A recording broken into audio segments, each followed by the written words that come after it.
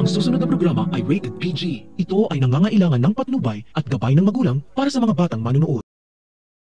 Hindi makapaniwala ang mga palma lalo na si Francis na si Tata pala ang bagong head chef ng bahay inasal na naging dahilan kaya umangat ang sales ng kalaban nila. Abot langit ang pasasalamat ni Tata kay Ivana dahil tinulungan siya nito na makabangon at tinulungan pa siya para makalaya si Nay Guapa at maoperahan ulit sa kidney nito.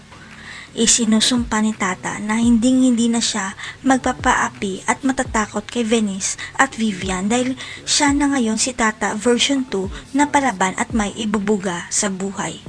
Hanggang sa mag-cruise muli ang landas ni James at Tata sa kalsada at bago mawala ng malay si James, nabanggit niya na ang pamilya Hermoso ang tunay na salarin.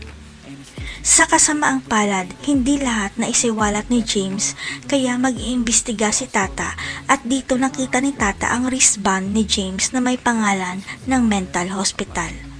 Kaya pupuntahan ni Tata ang mental hospital at kanyang madidiskubre na may naiwang cellphone si James kung saan nilantad niya ang sikreto at baho ng mga Hermoso.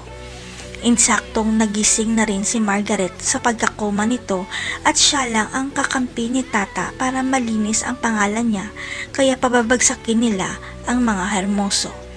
Magugulantang na lang si Venice at Vivian nang ipakita ni Margaret at Tata ang cellphone kung saan nilantad ni James ang sikreto nila ni Venice at pagbangga sa kanya ni Vivian.